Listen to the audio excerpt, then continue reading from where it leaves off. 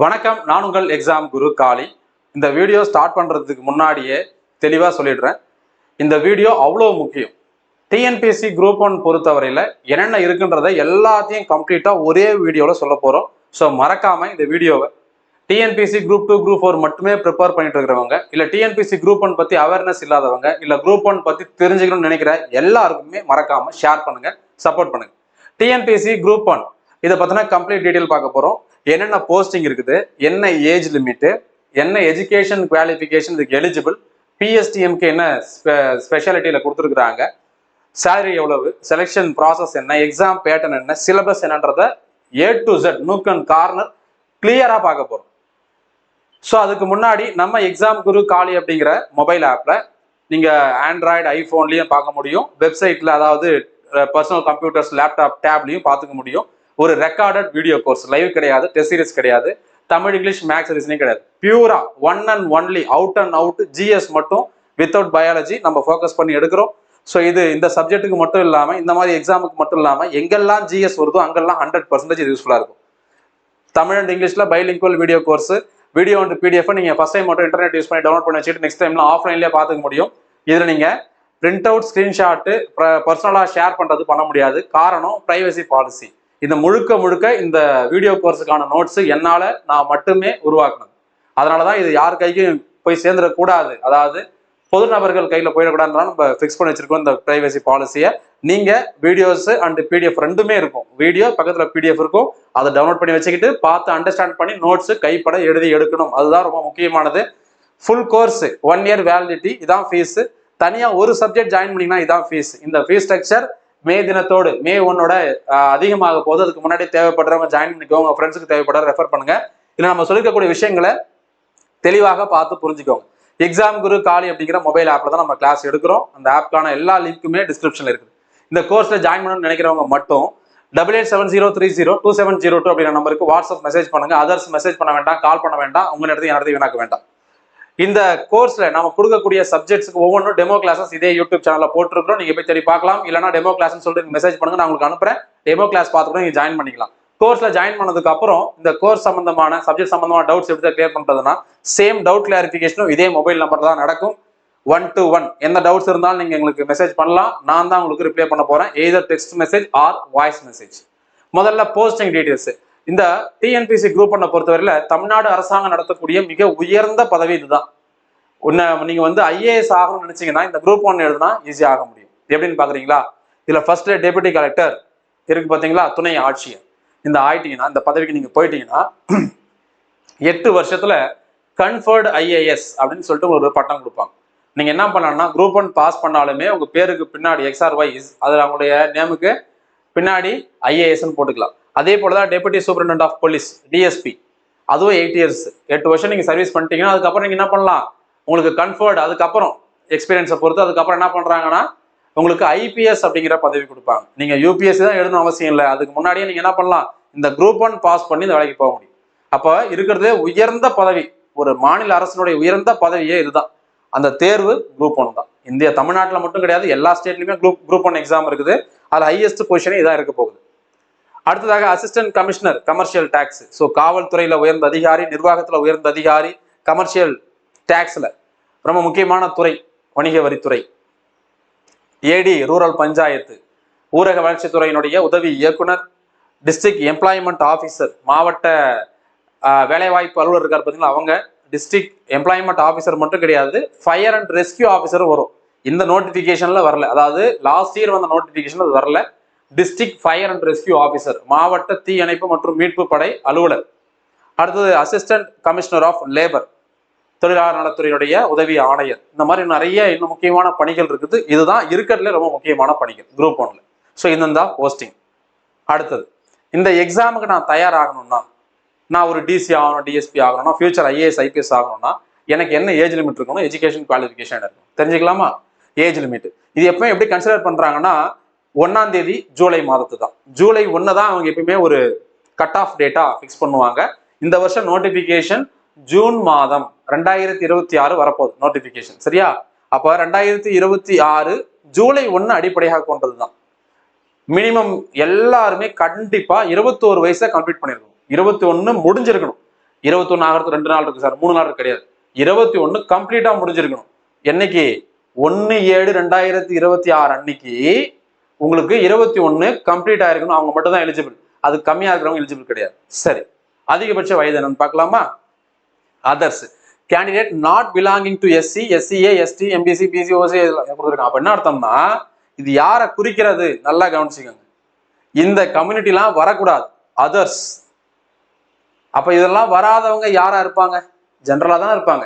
அப்ப ஜென்ரலுக்கான age limit இது பாருங்க. எல்லா போஸ்டிங்க்கும் குறைந்தபட்சம் 21, அதிகபட்சம் பாருங்க 34.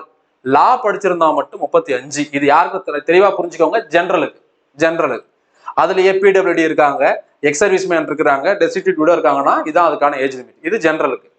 அடுத்தது பாருங்க, இந்த ஏஜ் லிமிட் அதே கட் ஆஃப் டேட் தான், அதே 21 தான் மினிமம். இது யாருக்குன்னா பிசி, பேக்வர்ட் கிளாஸ்ல வரவங்க. அடுத்தது பிசி முஸ்லீம், எம்பிசி டிசி, அதுக்கப்புறம் எஸ்சி, எஸ்சிஏ, எஸ்டி எல்லாருக்கும் இதுதான். ஜென்ரலுக்கு முன்னாடி பார்த்துட்டோம். இப்ப ஜென்ரல் இல்லாம மத்த எல்லா கம்யூனிட்டிக்கும் இதுதான். குறைந்தபட்சம் 21 தான், மாற்றம் இல்ல. அதிகபட்சம் பாருங்க 39 வயசு வரைக்கும் எழுதலாம். இதுல லா முடிச்சிருந்தீங்கன்னா 40 வயசு வரைக்கும் கூடுதலா ஒரு விஷயம் கொடுத்துருக்காங்க. இந்த இனத்துல பிடபிள்யூடி மாற்றுத்திறனாளிகள், இராணுவத்தினர், அதுக்கப்புறம் ஆதரவற்ற விதவைகள், அவங்களுக்கான ஏஜ் லிமிட் தெளிவா பார்த்துக்கோங்க. அடுத்தது எஜுகேஷனல் குவாலிஃபிகேஷன். என்ன சார் படிச்சிருக்கணும்? இதுக்கு நம்ம தனியா ஏதாவது பெரிய படிப்புலாம் படிச்சிருக்கணுமா? கிடையாது. நீங்க சாதாரணமா ஒரு பிஏ தமிழ், நான் சொல்ற தப்பான, சாதாரணமா பிஏ தமிழ் சொல்றேன்னு நினைச்சுக்க போறீங்க. சும்மா ஜென்ரலா சொல்ல வர. சாதாரணமா ஏதோ ஒரு டிகிரி படிச்சிருந்தா எலிஜிபிள். பிஏ தமிழ் லிட்ரேச்சர்ல இருந்து நீங்க பிஎஸ்சில இருந்து, அதாவது arts, science, engineering, medicine, agriculture எதுவா இருந்தாலும் பரவாயில்ல, மினிமம் நீங்க ஒரு டிகிரியை முடிச்சிருக்கணும். அவ்வளவுதான். இப்போ ஒரு சில டிபார்ட்மெண்ட்டுக்கு நீங்க லா படிச்சிருந்தீங்கன்னா அந்த லா ஆபீசர் பார்த்தோம் பாருங்க, எக்ஸ்ட்ரா ஒரு வருஷம் உங்களுக்கு எக்ஸ்ட்ரா வருஷம் கொடுத்துருக்காங்கல்ல ஏஜ் லிமிட்ல, அதுக்கு லா படிச்சிருந்தா ப்ரிஃபரன்ஸ் அதிகமா கொடுப்பாங்க. ஒரு சில துறைகளுக்கு இப்ப ஏடி ரூரல் பஞ்சாயத்து இருக்காருல்ல, அதுக்கு சோசியல் ஒர்க் படிச்சிருந்தீங்கன்னா கூடுதலா ஒரு ப்ரிஃபரன்ஸ் கொடுப்பாங்க.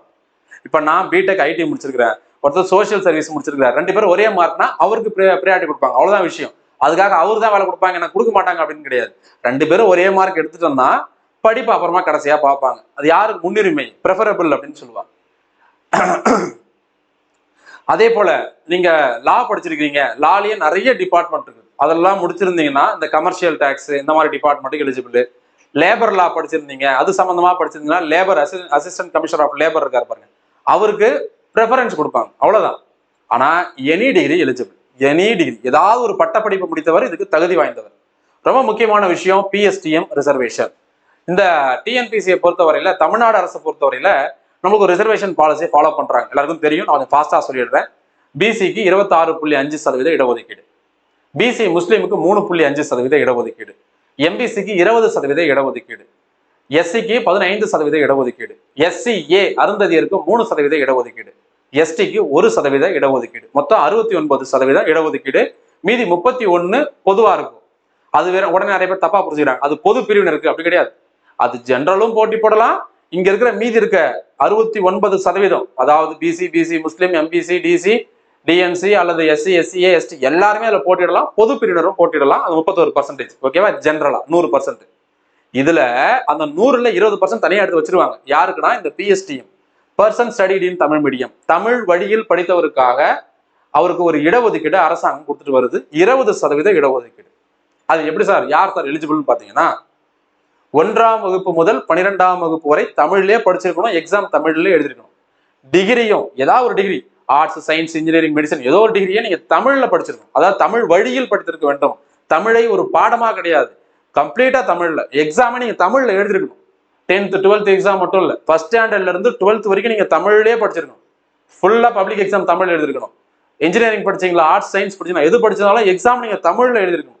அப்படி எழுதி பாஸ் பண்ணிருந்தீங்கன்னா நீங்க எலிஜிபிள். அப்ப நிர்ணயிக்கப்பட்ட கல்வி தகுதியை அது வரை 1ஆம் வகுப்பு முதல் அது வரை நீங்க தமிழ்லயே படித்திருக்க வேண்டும். இல்ல சார், நான் 1 to 10 தமிழ் மீடியம் படிச்சேன், நான் அப்புறம் டிப்ளமோ போயிட்டேன், ஓகே, டிப்ளமோ தமிழ்ல படிச்சிருக்கணும். அதுக்கப்புறம் டிகிரியும் நீங்க தமிழ்ல படிச்சிருக்கணும். எனிஹவ் ஸ்டாண்டர்ட் 1ல இருந்து அந்த எனி டிகிரி வரைக்கும் கம்ப்ளீட்டா நீங்க தமிழ்ல படிச்சிருந்தாதான் எலிஜிபிள்.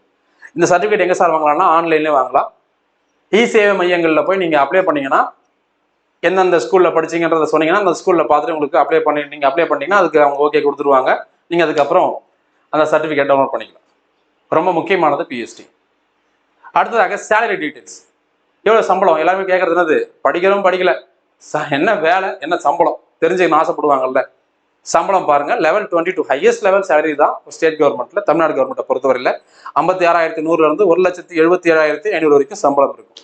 இது வந்து உங்களுடைய சாதாரண சம்பளம் மட்டும்தான். இது கூட சேர்ந்து என்ன வரும் அப்படின்னு பார்த்தீங்கன்னா, மலைப்பகுதிகளில் இருந்தால் அலவன்சஸ் கூடுதலாக வரும். ஒரு நகர பகுதியில் இல்லை வேற ஏதாவது ஒரு மாதிரியான பகுதியில் இருந்தாங்கன்னா அவங்களுக்கான அந்த எல்லாம் டிஏ டிஏ எல்லாம் சொல்றாங்க பார்த்தீங்களா, ஹெச்ஆர்ஏ மொத்தம் எல்லா அலவன்சஸும் அதுக்கேற்ற மாதிரி கூடும் குறையும். அதுக்கப்புறம் நீங்க பார்க்குற வேலைக்கு இப்போ எக்ஸாம்பிள் நீங்க ஒரு டிசின்னு வச்சுக்கோங்க, டெப்டி கலெக்டர் ஆர் டிஎஸ்பின்னு வச்சுக்கோங்க, ஒரு ஜீப் கொடுத்துருவாங்க. ஸோ அவங்க இலவச வாகனம், அதுக்கு பெட்ரோல் உங்க காசுல போடுவாங்க, கவர்மெண்ட் காசுல போடுவாங்க. அதுக்கு நம்ம ஊர் சுற்றலாம், அது வேற விஷயம். சொந்த விஷயத்தெல்லாம் பயன்படுத்துறாங்க, அது வேற விஷயம். இருக்கிற ரியாலிட்டி சொல்றேன். இப்போ இதெல்லாம் நீங்க பயன்படுத்திக்கலாம். குவார்டர்ஸ் கொடுத்துருவாங்க, ரொம்ப ரொம்ப கம்மியான. இப்போ நீங்க மெட்ராஸ்ல போய் ரெண்டுல வாடகை எடுத்தாங்கன்னா மினிமம் 10,000 12,000 ஆகும்ல. நீங்க அதை குவார்டர்ஸ் பார்த்தீங்கன்னா 1,700 2,000 ரூபாய் குவார்டர்ஸ். ஸோ அப்படி அந்த அளவுக்கு ரொம்ப ரொம்ப மினிமமா, இல்லவே சார்ஜ் இல்லாமல் இருக்கும், இல்லை மினிமம் ரொம்ப மினிமமா இருக்கும். பாதுகாப்பு கொடுப்பாங்க, போலீஸ் பாதுகாப்பு இருக்கும், உங்க குடும்பத்துக்கு இருக்கும். இந்த மாதிரி நிறைய சலுகைகள், இது வந்து ரொம்ப கம்மி நான் சொல்றது. இந்த மாதிரி இன்னும் எக்கச்சக்கமான சலுகைகள் இருக்குது இந்த பதவிக்கெல்லாம் நீங்க போனீங்கன்னா. அதெல்லாம் நீங்க காசை செலவு பண்ண வேண்டாம், லஞ்சமா வாங்க வேண்டிய அவசியம் இல்லை. அரசாங்கமே உங்களுக்கு இந்த வசதியில ஏற்படுத்தி கொடுக்குது. ஏன்னா நீங்க தான் தமிழ்நாடு அரசினுடைய தேர்வு மூலமா போகக்கூடிய உயர்ந்த அதிகாரி. அதனால இவ்வளோ ஃபெசிலிட்டிஸ் தராங்க இந்த சேலரி இல்லாம. ஸோ சேலரி தெரிஞ்சுக்கணும்.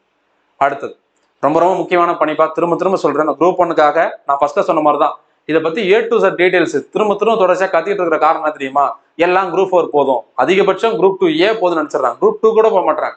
ஏன்னா நம்மளால முடியாது, கஷ்டம், அது படிக்கணும், நிறைய காசு செலவாகும். நம்ம பெரிய பெரிய சிட்டிஸுக்கு போகணும், சென்னை கோயம்புத்தூர் இந்த மாதிரி இடங்கள்லாம் போக வேண்டியது இருக்குது, நம்மளோட வசதி இல்லை வாய்ப்பு இல்லை, நம்ம போக முடியாது. அப்படிலாம் எதுவுமே கிடையாது, எல்லாராலையும் முடியும்.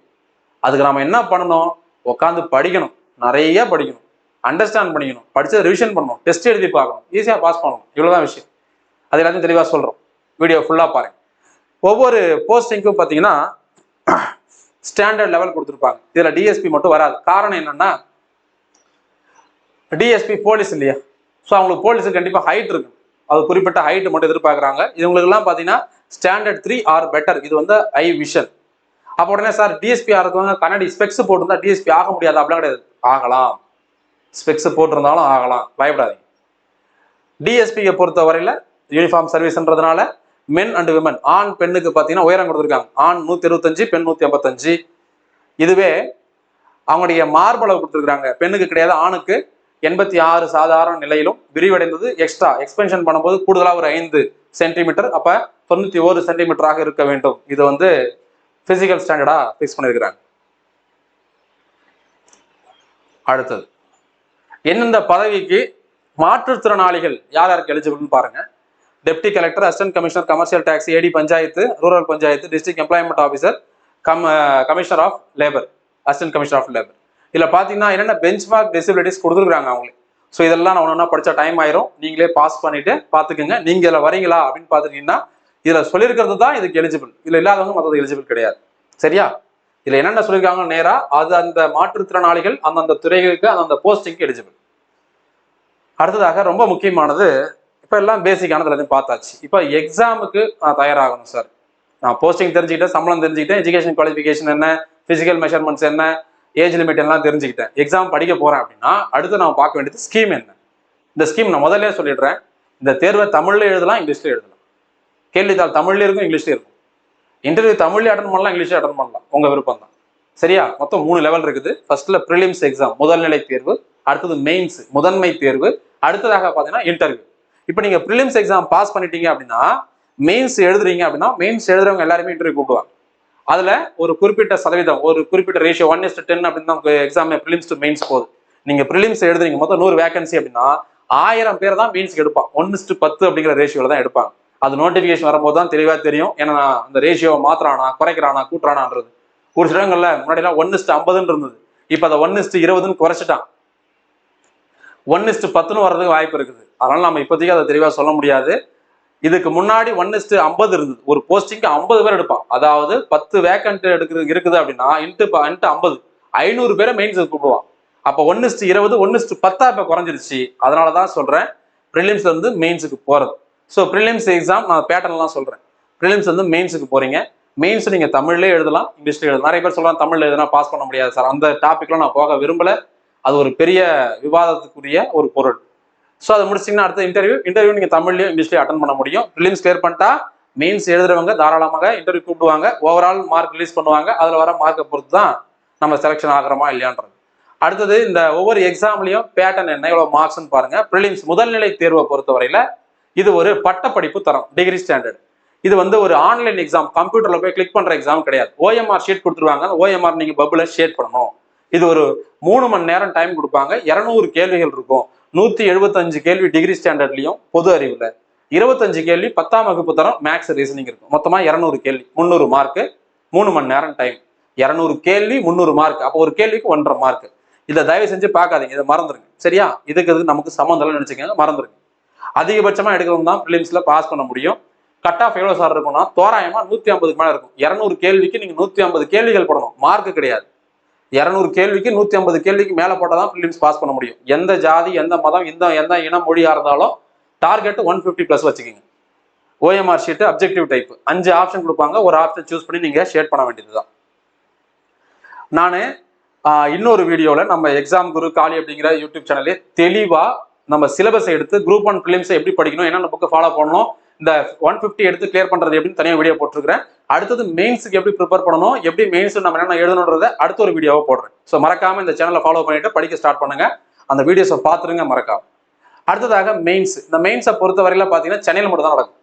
ப்ரிலிம்ஸ் எக்ஸாம் இருக்கிற 38 மாவட்டத்தில் நடக்கும். இப்போ நான் விழுப்புரம்னா விழுப்புரத்தில் நடக்கும், கடலூர்னா கடலூர் நடக்கும், காஞ்சிபுரம்னா காஞ்சிபுரத்தில் நடக்கும். ஆனா மெயின்ஸை பொறுத்தவரையில இதெல்லாம் ப்ரிலிம்ஸ், மெயின்ஸை பொறுத்தவரையில சென்னையில மட்டும்தான் நடக்கும். மொத்தம் எத்தனை பேப்பரு? 4 பேப்பர். பேப்பர் 1, 2, 3, 4. கடைசியா இன்டர்வியூ நடக்க போகுது. இன்டர்வியூக்கு 100 மார்க். சரியா? ஒவ்வொரு பேப்பருக்கும் முதல் பேப்பருக்கு 100, மீதி 3 பேப்பருக்கு 250. இந்த 250 3 750 பிளஸ் 100 850.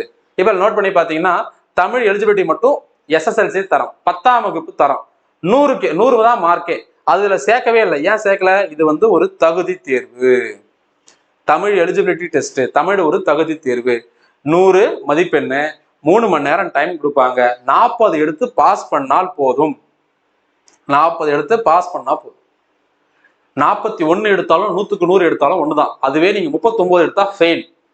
இப்போ இதுல 100க்கு நீங்க 39 எடுத்துட்டீங்கன்னா இந்த மீதி 3 பேப்பரையும் கட்டி தூக்கி போட்டுருவாங்க. நீங்க 100க்கு 40 எடுத்தீங்கன்னா இந்த பேப்பரை தூக்கி போட்டு மீதி 3 பேப்பரை எடுத்து பார்ப்பான். இதான் விஷயம். தகுதி தேர்வு தான், 10ஆம் வகுப்பு தரம் தான். டிஸ்கிரிப்டிவ் பேப்பர், அதான் நம்ம ஸ்கூல்ல காலேஜ்ல எழுதிருப்போம்ல, உட்காந்து பக்கமா கதைகள் எழுதிருப்போம்ல, அந்த மாதிரி எழுதணும். அதான் mains pattern. Tamil prelims paper 1 வந்து ரொம்ப ரொம்ப ஈஸியா தான் இருக்கும். 40 மார்க் எடுக்கிற மாதிரி தான் இருக்கும். இதை விட்டுருங்க. மீதி 3 பேப்பர் நம்ம பின்னாடி சிலபஸ்ல பார்ப்போம். இந்த 3 பேப்பர்ல 250 250 250 750. நான் பேசிக்கிட்டு இருக்கிற நேரத்துல இந்த வீடியோ வந்து உங்களுக்கு ஞாயிற்றுக்கிழமை வரும். ஞாயிற்றுக்கிழமை ஏப்ரல் மாதம் 2026 இந்த வீடியோ உங்களுக்கு வரும். இந்த ஞாயிற்றுக்கிழமைக்கு 2 நாளைக்கு முன்னாடி வியாழக்கிழமை அன்னைக்கு பார்த்தீங்கன்னா குரூப் 1 மெயின்ஸுக்கான இன்டர்வியூ பிளஸ் ஸ்கோர் ரிலீஸ் பண்ணாங்க. ஹையஸ்ட் மார்க் எவ்வளவு தெரியுமா? இந்த 750க்கு. போன வருஷம்லாம் 565 இருந்தது. இந்த வாட்டி பார்த்தீங்கன்னா 490, அதிகபட்சம் 500 தான் வச்சுக்கோங்களேன். அப்ப நீங்க 750க்கு 500 மார்க் எடுத்தா நீங்க தான் ஸ்டேட் ஃபர்ஸ்ட். 750க்கு 500 எடுத்தா நீங்க தான் ஸ்டேட் ஃபர்ஸ்ட். ரிட்டர்ன்ல இன்டர்வியூ 100 இருக்குது. 100ல 60 போடுவாங்க, 75 போடுவாங்க, 90 போடுவாங்க, 80 அதிகபட்சம் போடுவாங்க. 90லாம் போறது கஷ்டம். இது எக்ஸ்ட்ராடினரியா பெர்ஃபார்ம் பண்றவங்களுக்கு போடுறாங்க. 80 மார்க் வரைக்கும் ஈஸியா வாங்க முடியும் இன்டர்வியூ. இது எல்லாமே 3 மணி நேரம் தான் நடக்கும். எக்ஸாம் எல்லாமே 3 மணி நேரம் தான். இதுல இந்த மார்க்லாம் மறந்துருங்க. ஏன் நான் மறந்துருக்கேன்னு சொல்றேன்னா, இது எடுத்தா பாஸ் நினைச்சிருக்கான் கிடையாது. இது சும்மா கொடுத்துருக்கான், இதை மறந்துருங்க. இதுவும் டிஸ்கிரிப்டிவ் தான். 3மே என்ன பண்ணணும்? டிஸ்கிரிப்டிவ் பேப்பரா எழுதணும். இந்த 3 முடிச்சதுக்கு அப்புறம் இன்டர்வியூ கூப்பிடுவாங்க. இன்டர்வியூல போய் அவங்க கேட்குற கேள்விக்கு நீங்க பதில் சொல்லணும். இப்போ நம்ம சிலபஸ் பார்க்க போறோம் அடுத்தது. ஸோ எக்ஸாம் பேட்டர்ன் பார்த்துட்டோம். எக்ஸாம் ஸ்கீம் ஆஃப் எக்ஸாம் மொத்தம் 3 ப்ரிலிம்ஸ் மெயின்ஸ் இன்டர்வியூ என்னென்ன மார்க்குன்னு பார்த்துட்டோம். இப்போ சிலபஸ் ப்ரிலிம்ஸை பொறுத்தவரையில முதல்நிலை தேர்வை பொறுத்தவரையில உங்களுக்கு பொது அறிவு டிகிரி ஸ்டாண்டர்ட்ல இருக்கு. பட்டப்படிப்பு தரம் 175 கேள்வி. அதுல சயின்ஸ்ல 10 கேள்வி, ஜாகிரபில 10 கேள்வி, வரலாறு இந்திய தேசிய இயக்கம் 25, அரசியலமைப்பு 40, பொருளாதாரம் தமிழ்நாடு வளர்ச்சி நிர்வாகம் 50, தமிழ்நாடு கலை அறிவியல் பண்பாடு விடுதலை போராட்ட வரலாறு ஒரு 40. இது வரைக்கும் நம்மளுக்கு பட்டப்படிப்பு தரம் 175 கேள்வி. மேக்ஸ் ரீசனிங்ல மேக்ஸ்ல 15, ரீசனிங்ல 10, 25 கேள்வி. இது 10ஆம் வகுப்பு தரம். அப்ப மொத்தமா 200 கேள்விகள், 3 மணி நேரம் டைம். ஒரு கேள்விக்கு 1.5 மார்க். 200 × 1.5 300. நெகட்டிவ் மார்க் கிடையாது, ஆன்லைன் எக்ஸாம் கிடையாது. OMR ஷீட் கொடுத்து ஷேர் பண்ணணும். இதுல தான் நம்ம என்ன பண்ணணும், 150 பிளஸ் எடுத்து பாஸ் பண்ணா போதும்.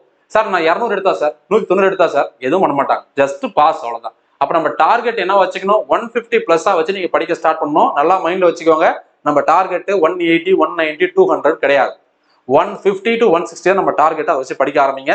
இதை தான் நான் வீடியோ போட்டேன். இதை வந்து ஒரு ½ hour A to Z unit number 1ல இருந்து யூனிட் நம்பர் 7 பிளஸ் நம்மளுடைய ஆப்டிடியூட் மேக்ஸ் சேர்த்து யூனிட் மொத்தம் 7 யூனிட். இதுல 6 யூனிட் வரும். இது சேர்த்தீங்கன்னா 7வது யூனிட்.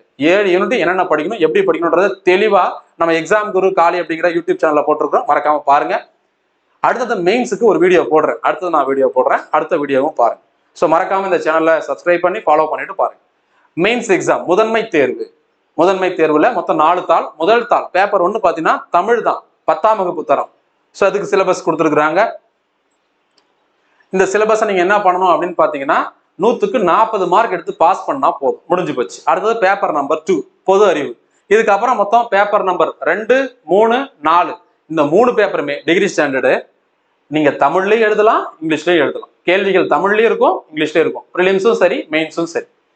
மொத்தமா ஒரு பேப்பருக்கும் 250 மார்க்கு, 3 மணி நேரம் டைம். ஓகே. முதல்ல நவீன வரலாறு, இந்திய வரலாறு, இந்திய பண்பாடு 100 மார்க்கு, சமூக பிரச்சனைகள் 100 மார்க்கு, கடைசியா திருக்குறள் எத்திக்ஸ் சம்பந்தமானது ஒரு 100 மார்க். Sorry 50 mark, 250. பேப்பர் 2 முடிஞ்சு வச்சா அடுத்தது பேப்பர் 3 பொது அறிவு. பேப்பர் 3வது பேப்பர் பொது அறிவுல 2வது பேப்பர் 250 மார்க்கு, 3 மணி நேரம் டைம். இதுல இந்திய அரசியலமைப்பு 100 மார்க்கு, அறிவியல் மற்றும் தொழில்நுட்ப வளர்ச்சி 100 மார்க்கு, தமிழ் வரலாறு மரபு பண்பாடு 50 மார்க், 250. கடைசி பேப்பர் நம்பர் 4 பொது அறிவுல 3வது பேப்பர். டிகிரி ஸ்டாண்டர்ட் தான், பட்டப்படிப்பு தரம் தான், டிஸ்கிரிப்டிவ் தான், எல்லாமே நீங்க எழுதணும். தமிழ் எழுதலாம், இங்கிலீஷ்ல எழுதலாம். 250 மார்க், 3 மணி நேரம் டைம். இந்திய புவியியல், தமிழக புவியியலும் சேர்த்து 75 மார்க்கு. சுற்றுச்சூழல் அது சம்பந்தமா இருக்கக்கூடிய முக்கியமான தலைப்புகள், டிசாஸ்டர் மேனேஜ்மெண்ட், பேரிடர் கால பிரச்சனைகள், நிர்வாகம் 75 மார்க்கு. இந்திய பொருளாதாரம் அது நடக்கக்கூடிய முக்கியமான சாரம்சங்கள் இந்திய அளவுலையும், தமிழ்நாடு அளவுலையும், உலக அளவுலையும், சர்வதேச அளவுலையும் 100 மதிப்பெண். 75, 75, 150, ஒரு 100, 250. That's all your honour. இதோட முடிஞ்சு போச்சு. இதுதான் ஒரு டிஎன்பிஎஸ்சி குரூப் 1 பார்த்தீங்கன்னா கம்ப்ளீட் டீட்டெயில். நான் முதல்ல சொல்லதான் திரும்பவும் சொல்றேன். போஸ்டிங் என்ன, சம்பளம் என்ன, ஏஜ் லிமிட் என்ன, ரிலாக்ஸேஷன் என்ன, எஜுகேஷன் குவாலிஃபிகேஷன் என்ன, பிஎஸ்டிஎம் என்ன, எக்ஸாம் ஸ்கீம் என்ன, எக்ஸாம் பேட்டர்ன் என்ன, எவ்வளவு மார்க், எக்ஸாம் சிலபஸ் என்ன அப்படிங்கறத A to Z தெள்ள தெளிவாக எக்ஸ்பிளைன் பண்ணியாச்சு. ஸோ நான் முதல்ல சொன்ன மாதிரி தான் திரும்ப ரிப்பீட் பண்ற காரணம் என்ன தெரியுமா? அன்னிபெசன்ட் சொன்ன மாதிரி நான் ஒரு இந்தியாவின் தவாரம். அவங்க எதுக்கு சொன்னாங்க? இந்தியாவில் விடுதலை போராட்ட முயற்சியை மக்கள் கிட்ட ஏற்படுத்தணும்னு சொன்னாங்க. நாம எதுக்கு ஏற்படுத்துறோம்? குரூப் 1 படிக்கிறதுக்கான ஒரு முயற்சியை மக்கள்கிட்ட ஏற்படுத்துறோம். ஏன்னா நம்ம எல்லாருமே ஒரு SI போதும், ஒரு போலீஸ் போதும், ஒரு குரூப் 4 போதும், அதிகபட்சம் குரூப் 2A போதும் நின்றுறாங்க. அப்படி இருக்கக்கூடாது. SSC படிச்சாலும், ரயில்வே படிச்சாலும், SI போலீஸுக்கு படிச்சாலும், குரூப் 4 குரூப் 2 படிச்சாலும் எல்லாருமே குரூப் 1 அப்ளை பண்ணுங்க. அது தயாராகுங்க, உங்களுடைய பெஸ்ட்டை கொடுங்க, நல்லா படிச்சுட்டு போங்க, கண்டிப்பா எக்ஸாம் பாஸ் பண்ண முடியும். அந்த ஒரு விஷயத்த ஒரு சுடர் விளக்கானாலும் தூண்டுகோல் தேவைன்னு சொல்றாங்க இல்லையா, அந்த மாதிரியான ஒரு சின்ன ட்ரிகர் பாயிண்ட் தான் இந்த வீடியோ இருக்கும். ஸோ குரூப் 1 பார்த்தீங்கன்னா கம்ப்ளீட் டீடைல் புதுசா வரவங்க, ஏற்கனவே இருக்கிறவங்க எல்லாருக்குமே இந்த விஷயத்த ஷேர் பண்ணி அவங்களுக்கும் இந்த அவேர்னஸை கிரியேட் பண்ண வேண்டியது உங்களுடைய கடமையும் கூட. நம்ம எக்ஸாம் குரு காலி அப்படிங்கிற மொபைல் ஆப்ல ஜிஎஸ்க்கான ஒரு ஃபவுண்டேஷன் கோர்ஸ் நம்ம கொடுத்துட்டு இருக்கிறோம். Only GS, Tamil, English, maths, ரீசனிங்லாம் கிடையாது. பொது அறிவு மட்டும், பயாலஜி இல்லாம. ஏன்னா நிறைய படிச்சு கேள்விகள் மிக குறைவா வர்றதுனால நம்ம அதை நம்ம எக்ஸெப்டடா விட்டுட்டோம். அது இல்லாம மற்ற பொது அறிவு சப்ஜெக்ட் நம்ம எடுக்கிறோம். தமிழ், இங்கிலீஷ்ல பைலிங்குலா கிளாஸஸ் இருக்கும். ரெக்கார்டட் வீடியோ தான், லைவ் கிளாஸஸ் கிடையாது, டெஸ்ட் சீரிஸ் கிடையாது. கம்ப்ளீட்டா நம்ம குரூப் 1 ஸ்டாண்டர்டுக்கு ரெக்கார்ட் பண்ணி வீடியோ அப்லோட் பண்ணிடுவோம். பக்கத்துல PDF இருக்கும். PDF time to time update பண்ணியும் நம்ம அதில் அப்லோட் பண்ணி வச்சிருப்போம். நீங்க பொறுமையா இந்த வீடியோஸ் அந்த PDF பார்த்து நோட்ஸ் எடுத்து வச்சு படிக்க வேண்டியது தான். ஃபர்ஸ்ட் டைம் மட்டும் இன்டர்நெட் யூஸ் பண்ணி நீங்க வீடியோ PDF டவுன்லோட் பண்ணி வச்சுக்கலாம். நெக்ஸ்ட் டைம்னா நீங்க ஆஃப்லைன்லயே பார்த்துக்கலாம். ஆனா நீங்க ஸ்கிரீன்ஷாட், பிரிண்ட் அவுட் மற்றவங்களுக்கு ஷேர் பண்ணதெல்லாம் பண்ண முடியாது. பிரைவசி பாலிசினால எல்லாத்தையும் லாக் பண்ணி வச்சிருக்கிறோம். உங்களுடைய மொபைல் ஆப்லயே ஸ்டோர் பண்ணி வச்சுக்கலாம். மொபைல் ஆப்புக்குள்ளார மட்டும் இருக்கும் வீடியோ PDF. அதை பார்த்து நீங்க நோட்ஸ் எடுத்துக்க வேண்டியது தான். ரெக்கார்டட் வீடியோவா நம்ம ஏன் கொடுக்குறோம், லைவ் கொடுக்கலன்னா, லைவ் கொடுத்துறோம் நிறைய சட்ட சிக்கல்கள் இருக்கு. நான் வீடியோ எடுக்கலாம் உங்களால் வர முடியாது, நீங்க எதிர்பார்க்குற நல்ல கரெக்டாக எல்லா நேரத்திலும் நம்ம வந்து லைவா செஷன் கொண்டு வர முடியாது, இது பவர் கட் ஆகலாம், இன்டர்நெட் கனெக்ஷன் ஃபெயிலியர் ஆகலாம், நேச்சுரல் கலாமிட்டிஸ் ஏதாவது ஏற்படலாம். அதனால இவ்வளவு பிரச்சனையை தாண்டி நம்ம கொடுக்கணுன்றதால ஃபுல்லா ரெக்கார்டா கொடுத்துட்டு என் சைட்ல இருந்து. உங்க சைட்ல இருந்து பாத்தீங்கன்னா நீங்க ஃப்ரீ டைம்ல படிச்சுக்கலாம், ஒர்க்கிங் ஆஸ்பிரன்ஸா இருக்கிறீங்க, பார்ட் டைம் ஒர்க் பண்றவங்க, ஹவுஸ் ஒய்ஃபா இருக்கிறவங்க, ஃபுல் டைமா படிக்கிறவங்க சில நேரங்களில் கரெக்டான டைமிங் ஃபாலோ பண்ண முடியாது. இது எல்லாத்தையும் ஓவர் கம் பண்ணி வரணுன்றதுனால நம்ம கம்ப்ளீட்டா ரெக்கார்டட் வீடியோ கோர்ஸா கொடுத்துருக்கோம். 1 year வேலிடிட்டி. ஸோ இதுக்கான ஃபீஸ் பார்த்தீங்கன்னா 3,999 ஃபுல் ஜிஎஸ் கோர்ஸ். தனியாக ஒரு சப்ஜெக்ட் மட்டும் ஜாயின் பண்ணோம்னா 899 ஃபீஸ். இல்லை நம்ம சொல்லியிருக்கக்கூடிய எல்லா விஷயங்களையும் தெளிவாக பார்த்து புரிஞ்சுக்கோங்க. எக்ஸாம் குரு காலி அப்படிங்கிற மொபைல் ஆப் தான் கிளாஸ் எடுக்கிறோம். ஆண்ட்ராய்டு, ஐபோன் அண்ட் வெப்சைட்டுக்கான எல்லா லிங்க்கும் இந்த வீடியோக்குள்ள டிஸ்கிரிப்ஷன்ல இருக்குது. இந்த கோர்ஸை ஜாயின் பண்ணணும்னு நினைக்கிறவங்க, டெமோ கிளாஸஸ் தேவைப்படுறவங்க, டெமோ கிளாஸஸ் யூடியூப் சேனல்ல இருக்குது, வீடியோஸ்ல போய் செக் பண்ணி பார்க்கலாம். இல்லைனாலும் நீங்க கோர்ஸை ஜாயின் பண்ற ப்ரொசீஜர் இல்லை டெமோ கிளாஸ் நீங்க மெசேஜ் பண்ணீங்கன்னா அந்த டெமோ கிளாஸஸ் டீட்டெயிலாக சென்ட் பண்றேன், நீங்க பார்த்துட்டு அப்புறம் கூட ஜாயின் பண்ணிக்கலாம். இந்த ஃபீஸ் ஸ்ட்ரக்சர் எல்லாமே May 1 இன்க்ரீஸ் ஆகிடும். ஸோ அது May 1 வரைக்கும் இந்த ஆஃபர் கொடுத்துருக்கோம். தேவைப்படுறவங்க யூட்டிலைஸ் பண்ணிக்கோங்க, உங்க ஃப்ரெண்ட்ஸ்க்கு தேவைப்படலாம், அவங்களுக்கும் ரெஃபர் பண்ணுங்க, ஷேர் பண்ணுங்க. இந்த 8870302702 அப்படிங்கிற வாட்ஸ்அப்ல இந்த டெமோ கிளாஸஸ், இந்த கோர்ஸை ஜாயின் பண்றது சம்பந்தமான விஷயங்கள் இருக்கிறவங்க மட்டும் பண்ணுங்க, அதர்ஸ் பண்ண வேண்டாம். மற்ற டவுட்ஸுக்கு கண்டிப்பாக ஆன்சர் பண்ண முடியாது. காரணம், நமக்கு இருக்க ஸ்டூடெண்ட்டுக்கு ஆன்சர் பண்றதே பெரிய போராட்டமா இருக்குது. அவ்வளவு ஸ்டூடெண்ட்ஸ் நம்ம இருக்கிறாங்க, படிச்சுட்டு இருக்காங்க, நான் அவங்கள கைட் பண்றதே பெரிய விஷயமா இருக்குது. அதனால மற்றவங்க மெசேஜ் பண்ண வேண்டாம்னு சொல்றேன். அதே போல காலும் பண்ண வேண்டாம், ஒன்லி மெசேஜ். கோர்ஸ்ல ஜாயின் பண்ணதுக்கு அப்புறம் டவுட் கிளாரிஃபிகேஷனும் சேம் மொபைல் நம்பர்ல தான் நடக்கும். எந்த டவுட் இருந்தாலும் டெக்ஸ்ட் ஆர் வாய்ஸ் மெசேஜ்ல கேட்கலாம். உங்களுக்கு நான் அதெல்லாம் எக்ஸ்பிளைன் பண்றேன் வித் ஆன்சர்ஸ், எக்ஸ்பிளனேஷனோட. என்ன கொஸ்டின் கேட்குறீங்களோ அதுக்கான விஷயங்கள். ஸோ இவ்வளவுதான்ப்பா விஷயம். குரூப் 1க்கு வெறித்தனமா படிங்க. இதுக்கப்புறம் நிறைய பேர் கேட்குற சார், திரும்ப இப்போ இருந்து படிக்கலாமா சார், இன்னைக்கு ஸ்டார்ட் பண்ணலாமா சார், இதுக்கப்புறம் படிச்சா பாஸ் பண்ண முடியுமா சார்? கண்டிப்பா முடியும். இப்போ நம்ம ஏப்ரல் 15 இருக்கோம்னு வச்சுக்கோங்களேன், ஏப்ரல் 15 இருக்கும். இதுல இருந்து நீங்க போனீங்கன்னா எப்போ எக்ஸாம் நடக்க போகுது? ஏப்ரல் 20 வச்சுக்கோங்க. மே, ஜூன், ஜூலை, ஆகஸ்ட், செப்டம்பர் மாசம் 6ஆம் தேதி எக்ஸாம். 6 விட்டுருங்க, 5, இதுல ஒரு 10. அப்ப இதுல ஒரு 5, இதுல ஒரு 10, 15 நாள் இருக்குது. ஏப்ரல்ல, செப்டம்பர்ல, மே, ஜூன், ஜூலை, ஆகஸ்ட், நடுவில் 4 மாசம் இருக்குது. நான் 12 120, அது ஒரு 15, 135 நாள் இருக்குது. ஒரு நாளைக்கு ஒரு கேள்வி எடுத்தா கூட நம்ம என்ன பண்ண முடியும்? 135 கேள்விக்கு சரியா பதில் சொல்ல முடியும். கூடுதலாக நம்ம முன்னாடி படிச்சது, இதுக்கப்புறம் நம்ம படிச்ச நம்மளுடைய நாலேஜை வச்சு அதை எக்ஸாம்ல அதை அப்ளை பண்றதை பொறுத்து கூடுதலாக நம்மளுக்கு கேள்விகள் வரும். கண்டிப்பா 150 அச்சீவ் பண்ண முடியும். எண்ணில இருந்து படிச்சா கூட பாஸ் பண்ண முடியும். ஆனா டெடிகேஷனா படிக்கணும், பெரித்தனமா படிக்கணும். ஒரு நாளைக்கு எவ்வளவு மணி நேரம் படிக்கணும், உங்களால எவ்வளவு மணி நேரம் முடியுமோ அவ்வளவு மணி நேரத்தை இன்டென்சிவா, ரொம்ப தெளிவா, தீர்க்கமா அதுக்காகவே ஒதுக்கி படிங்க. கண்டிப்பா அச்சீவ் பண்ண முடியும். டிஎன்பிசி குரூப் 1 பத்தின கம்ப்ளீட் டீடைல்ஸ் இவ்வளவுதான்ப்பா. இதுதான் விஷயமே. இதை தெரிவிக்க வேண்டியது என்னுடைய கடமை, தெரிவிச்சுட்டேன்.